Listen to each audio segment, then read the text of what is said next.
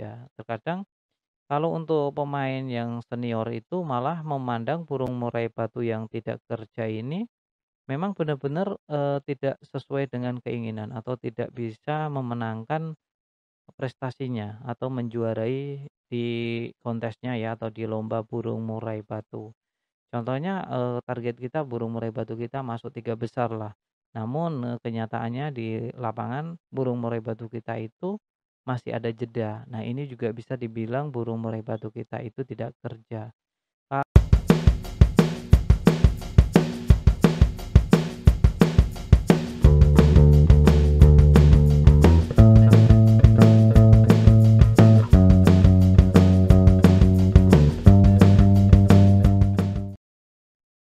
Assalamualaikum warahmatullahi wabarakatuh. Jumpa lagi di channel Dokter IT Bird Farm, channel yang konsisten membahas tentang rawatan murai batu lomba dan penangkaran dunia burung.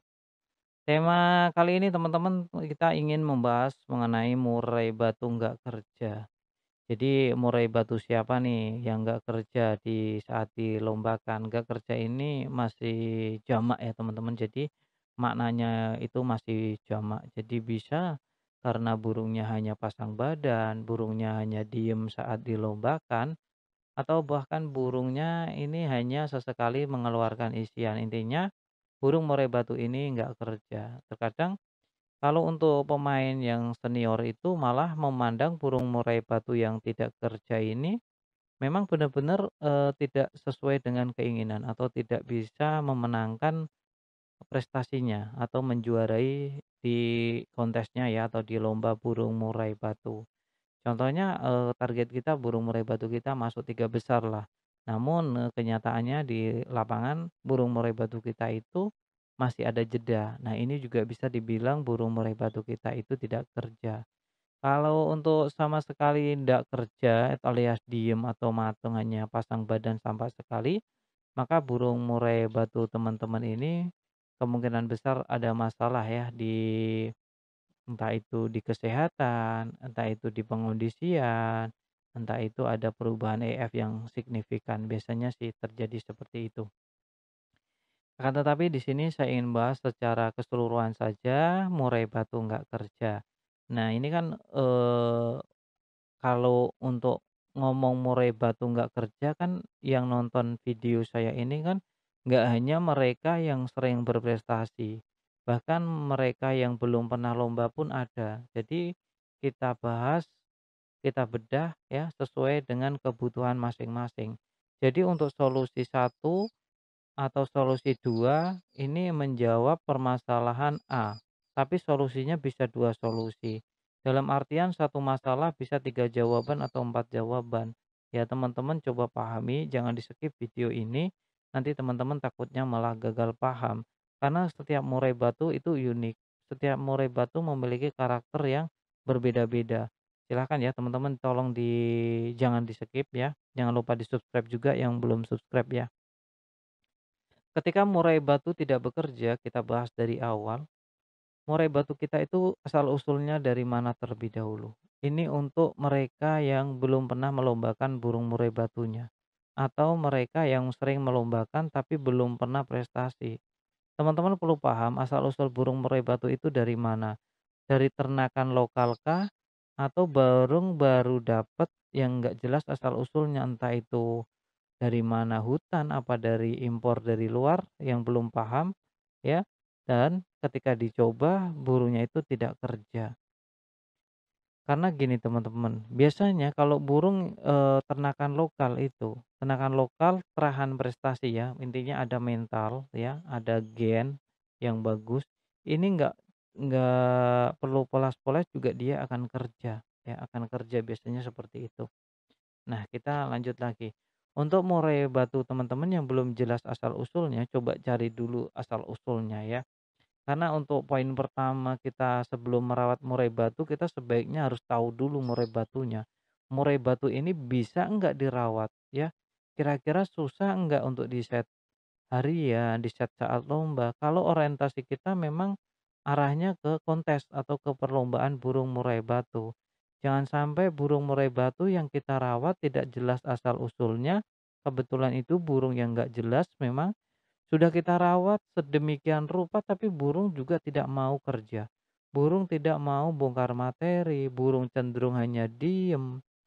Nah, burung-burung seperti ini teman-teman, ini sebaiknya ya kalau teman-teman memiliki ekstra sabar ya silahkan dilanjut dirawat. Tapi kalau teman-teman yang fokusnya ke hobi dan kontes, saya rasa burung murai batu ini nggak cocok untuk teman-teman ya. Nggak cocok karena takutnya burung murai batu ini bukannya malah menghibur kita, malah membebani kita. Karena burung yang cenderung diem tidak mau bekerja itu, kita untuk merawatnya pun berat teman-teman ya. Kita untuk merawat berat. Beda cerita ketika burung murai batu yang prestasian, rawatannya juga tidak sulit ya. Cukup dikasih jangkrik dia gecor-gecor ya bunyi gitu loh. Dalam artian dia bisa berprestasi saat dilombakan atau dikonteskan. Ini yang akan memicu semangat kita baru, seneng ya. Hobi kan tujuannya untuk seneng ya. Masa seneng, masa hobi tujuannya untuk pusing ketika burung murai batu kita nggak kunjung bunyi, yang ada malah kita udah pening duluan, bukannya meringankan malah membebani. Nah itu ya teman-teman, tentang mental itu penting banget, makanya jangan salah pilih. Mending ambil ya di, lokasi sekitar yang memang burungnya berprestasi jelas, teman-teman tahu ada penangkarannya, mending ambil di situ deh. Atau lebih aman ambil di Dokter IT Bird Farm juga oke, asik. Nah, ketika burung murai batu kita pastikan, "Nah, burung saya ini burung terahan, mentalnya ada, dan burung ini pernah prestasi kok." Nah, ini lain cerita lagi dan solusinya juga berbeda lagi, teman-teman. Meskipun permasalahannya sama ya, ini burungnya nggak kerja, gitu. Nah, untuk menyelesaikan masalah yang sama tadi, tapi beda burung, beda karakter, ya kita beda beda penyelesaian atau beda pemberian solusi. Untuk burung yang memang tidak kerja, tapi dia pernah kerja sebelumnya, kita bisa mengecek kesehatannya. Nah, tuh. Langkah pertama yang kita cek adalah burung ini sehat apa enggak, itu satu. Kedua, saat pengondisian di rumah. Saat burung murai batu kita pengondisiannya di rumah itu seperti apa? Adakah yang mengganggu? Adakah kita pancing-pancing menggunakan MP3, terus menggunakan siulan, menggunakan geprok-geprok, ya, karena ini berpengaruh sekali. Tapi kalau teman-teman merasa tidak ada, nah dipastikan lagi untuk, orang lain, ya, orang lain apakah ada atau tidak untuk, mengganggu murai batu teman-teman. Karena untuk murai batu yang memiliki vektor bagus, prestasian, biasanya kalau diganggu dia gemprong-gemprong teman-teman ya. Hanya kayak dikeprokin juga dia nanti langsung auto respon, apalagi disetelin MP3, wah makin gacor-gacor. Terus, sudahkah burung murai batu teman-teman ini diistirahatkan dalam artian di rumah tidak di-track, di rumah tidak diperlihatkan burung murai batu lain, di rumah tidak diperdengarkan dengan burung murai batu lain juga.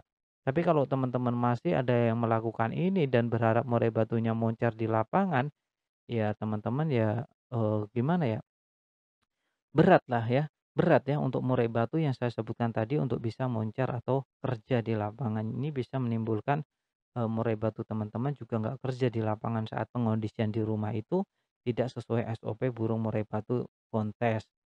Nah, kita lanjut lagi, taruhlah di rumah oke, oke di rumah oke. Nah, teman-teman, masuk ke tahap metode Menpack yang keempat tentang ego dan ambisi. Nah, terakhir kali teman-teman melombakan kapan? Sudah lamakah atau barukah atau kapan? Nah, ini perlu juga dikulik karena murai batu itu juga makhluk hidup yang butuh istirahat. Barangkali teman-teman mengalami yang namanya, ambisi. Ya, terlalu ambisi karena burungnya sering menang, sering juara, lantas teman-teman ingin juara terus. Dan teman-teman lupa bahwa burung murai batu teman-teman itu butuh istirahat, ya. Banyak banget burung murai batu yang selalu digeber akhirnya rusak. Banyak juga burung murai batu yang tadi harganya mahal, akhirnya rusak dan nggak laku. Saya sarankan untuk teman-teman untuk tidak menggeber burung murai batu untuk di perlombaan atau melihat burung lain. Karena untuk meningkatkan burung murai batu teman-teman itu sebenarnya gampang ya. Untuk meningkatkan vektor dari burung murai batu teman-teman itu cukup puasakan untuk tidak melihat burung apapun 1 bulan ke depan. Nanti vektornya pasti meningkat. Kalau untuk soal perawatan, pemberian penjemuran itu relatif ya, kembali lagi ke setiap burung itu masing-masing, jadi sesuai kebutuhan saja. Kalau untuk penjemuran ya barangkali burungnya sudah loncat, sudah mulai mangap, ya segera diangkat, jangan dipaksa. Kalau burung tidak mau mandi ya jangan dipaksa disemprot untuk dia mandi. Kalau memang nggak mau mandi ya udah nggak usah dimandikan. Besok kita coba lagi atau sorenya kita coba lagi. Kalau dia mau mandi ya silahkan. Seperti itu ya teman-teman, dalam merawat murai batu sebenarnya kuncinya satu teman-teman. Burungnya sehat dulu. Udah nggak usah mikir setting-settingan dulu, yang penting burung dalam keadaan sehat. Sebelum sehat teman-teman juga dipastikan burung ini memiliki mental yang bagus. Terus udah gitu nutrisinya sehat ya, sehat. Baru deh mulai perawatan. Ya perawatan pun hanya standar saja, hanya mencukupi kebutuhannya, bukan mencukupi keinginan kita. Ya, ingat, mencukupi kebutuhan burung bukan mengikuti keinginan kita. Kalau kita merawat burung sesuai keinginan kita, burungnya rusak. Udah ya teman-teman ya, mengenai burung nggak kerja. Salam lestari, salam prestasi.